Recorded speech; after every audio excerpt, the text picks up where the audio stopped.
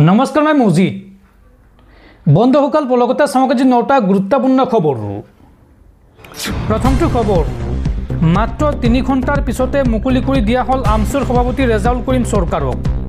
1980 चনৰ পৰা आमसुए संग्राम কৰি আহিছে। কোনো কাৰণতে বন্ধ নহয় आमसुर आंदोलन।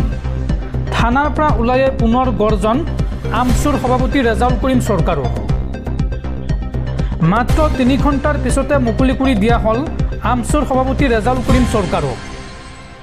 आमसुर आंदोलन कोनो কাৰণতে বন্ধ নহয়। 1980 চনৰ পৰা आमसुए संग्राम কৰি আহিছে। আহিবলগীয়া দিনবোৰতে অন্যাৰ বিৰুদ্ধে आमसुए মাত মাতি যাব। যতেই অন্যায় হ'ব তাতেই आमसुए কৰিব আন্দোলন। অসমত গাজা সদৃশ পৰিৱেশৰ সৃষ্টি হৈছে। মুখ্যমন্ত্ৰীয়ে বাছি বাছি ফৰেষ্ট অঞ্চলৰ পৰা একাংশ লোকক খালী কৰিব নালাগে। আমাক জেল দি ভাবুকি দি আন্দোলন বন্ধ কৰিব নোৱাৰে। এইখন চৰকাৰে কোনো গণতান্ত্ৰিক আন্দোলনৰ ভাষা বুজি নাপায়। আমি গণতান্ত্ৰিক আন্দোলনত বিশ্বাসী। আমি গণতান্ত্ৰিকভাৱে প্ৰতিবাদ কৰিছিলোঁ। হাজাৰ হাজাৰ সংখ্যালঘু লোকে আন্দোলন কৰিছে। আজি যিসকলক উচ্ছেদ কৰিছে এইসকল ভূমিহীন লোক। থানাৰ পৰা ওলায়ে এই মন্তব্য आमसुर सभापति रेजाउल करीम सरकारों।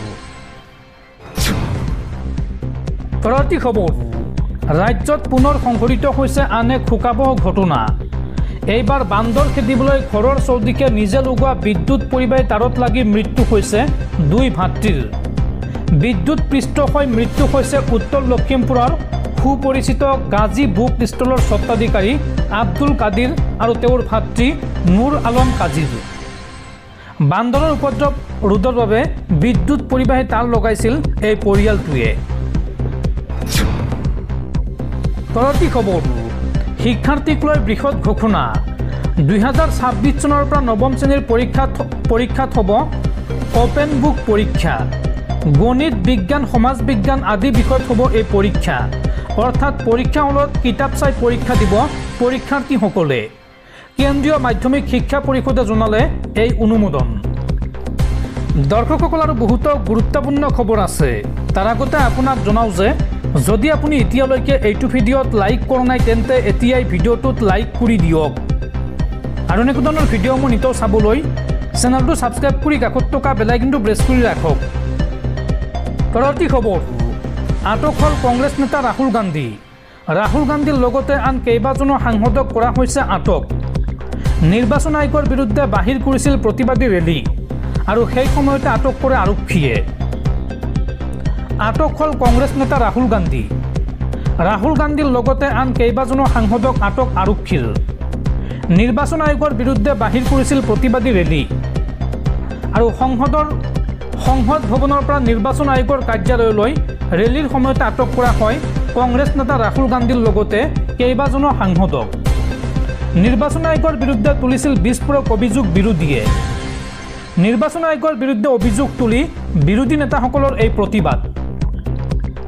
সোমবাৰে নিৰ্বাচন আয়োগে আলোচনাৰ বাবে মাতিছিল বিৰোধীক, কিন্তু তাৰ পৰিৱৰ্তে ৰাজপথত উত্তাল প্ৰতিবাদ সাব্যস্ত কৰে বিৰোধীয়ে। আৰক্ষীয়ে দুখনকৈ বাছেৰে উঠাই লৈ গৈছে প্ৰতিবাদকাৰীসকলক। পৰৱৰ্তী খবৰ ধেমাজি ন্যায়িক দণ্ডাধীশ আদালতৰ ঐতিহাসিক ৰায়দান। পুত্ৰৰ প্ৰাণ লোৱা ভৱকান্ত নৰহক যাৱজ্জীৱন কাৰাদণ্ড বিহিলে আদালতে। যাৱজ্জীৱন কাৰাদণ্ডৰ লগতে 2000 টকাৰ জৰিমনা বিহে আদালতে। পৰৱৰ্তী খবৰ আমচুৰ প্ৰতিবাদ সন্দৰ্ভত এইবাৰ প্ৰতিক্ৰিয়া প্ৰকাশ কৰিছে ৰাজ্যৰ মুখ্যমন্ত্ৰী হিমন্ত বিশ্ব শৰ্মাই। হিমন্ত বিশ্ব শৰ্মাই এই সন্দৰ্ভত কয় যে আমচুৱে হুলস্থুল কৰিলে 2টা উচ্ছেদ বেছিকৈ হ'ব। সংখ্যালঘু অধ্যুষিত এলেকাত উচ্ছেদ কৰা নাই, মিয়া মুছলমানক উচ্ছেদ কৰিছোঁ। এই মন্তব্য ৰাজ্যৰ মুখ্যমন্ত্ৰী হিমন্ত বিশ্ব শৰ্মাৰ। আমচুৱে প্ৰতিবাদ কৰিলেও আমি যিটো কাম কৰিম বুলি কৈছোঁ সেইটো কৰিমেই। আমচুৱে হুলস্থুল কৰিলে 2টা উচ্ছেদ বেছিকৈ হ'ব। সংখ্যালঘু অধ্যুষিত এলেকাত উচ্ছেদ কৰা নাই, মিয়া মুছলমানক উচ্ছেদ কৰিছোঁ। বনভূমিত জোৰ জুলুমকৈ বসবাস কৰা সকলক উচ্ছেদ কৰিছোঁ। ভিজিআৰ পিজিআৰত জোৰ জুলুমকৈ প্ৰৱেশ কৰা সকলক উচ্ছেদ কৰিছোঁ। মিয়া মুছলমানৰ বাবে চৰত আমি মাটি দি থৈছোঁ। অসমৰ আধা মাটি চৰত মিয়া মুছলমানৰ বাবে আছে, তাত আমি নাযাওঁ বা আমি একো নকওঁ। আৰু এই সন্দৰ্ভত আমচুৱে প্ৰতিবাদ কৰিলেও আমি যিটো কাম কৰিম বুলি কৈছোঁ কৰিমেই, এই মন্তব্য মুখ্যমন্ত্ৰীৰ। পৰৱৰ্তী খবৰ, উৎকোচ লওঁতে হাতে লোটে ধৰা পৰা মণ্ডল হাৰি গ'ল আদালতত। আদালতত অভিযোগ প্ৰমাণ কৰিব নোৱাৰিলে দুৰ্নীতি নিবাৰক শাখাই। অসমৰ বিশেষ ন্যায়াধীশৰ আদালতে দোষমুক্ত কৰিলে গজেন কোচক। উল্লেখযোগ্য যে 2018 চনৰ 7 এপ্ৰিলত গ্ৰেপ্তাৰ হৈছিল লাট মণ্ডল গজেন কোচ নামৰ এইগৰাকী ব্যক্তি। পৰৱৰ্তী খবৰ, মুখ্যমন্ত্ৰীৰ বাবে ভাত এৰিলে বিজেপিৰ মহেন্দ্ৰ ছেত্ৰীয়ে। হিমন্ত বিশ্ব শৰ্মাই পৰৱৰ্তী মুখ্যমন্ত্ৰী ৰূপে শপত নোলোৱা পৰ্যন্ত ভাত নোখোৱাৰ সংকল্প যোৰহাটৰ মালৌখুটিৰ মহেন্দ্ৰ ছেত্ৰীৰ। আৰু তেতিয়ালৈকে ফল মূল খায়ে জীৱন চলাব বিজেপিৰ এই কৰ্মীজনে।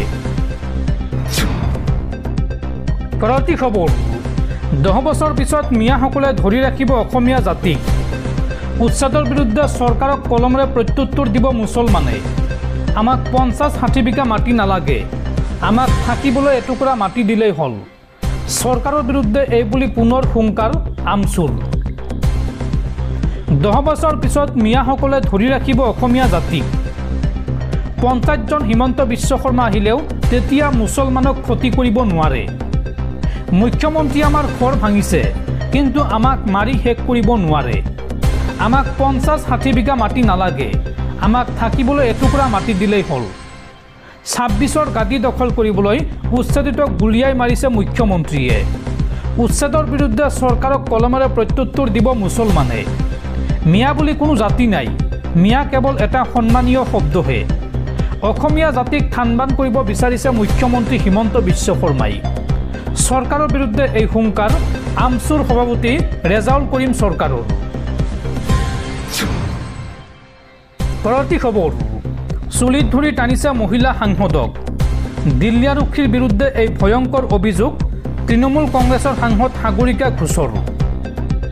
ভোট চুৰিৰ প্ৰতিবাদৰ সময়ত দিল্লীত আৰক্ষীয়ে মহিলা সাংসদৰ সৈতে অসৎ আচৰণ কৰাৰ অভিযোগ উত্থাপন কৰিছে তৃণমূল কংগ্ৰেছৰ সাংসদ সাগৰিকা ঘোষে।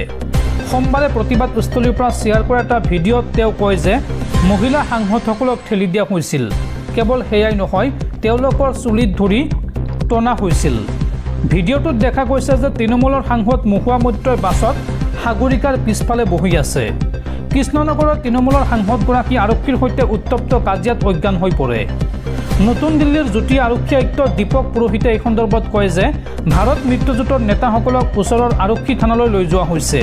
তেওঁ কয় যে আমি এতিয়াও আটক কৰা সাংসদৰ সংখ্যা গণনা কৰি আছোঁ।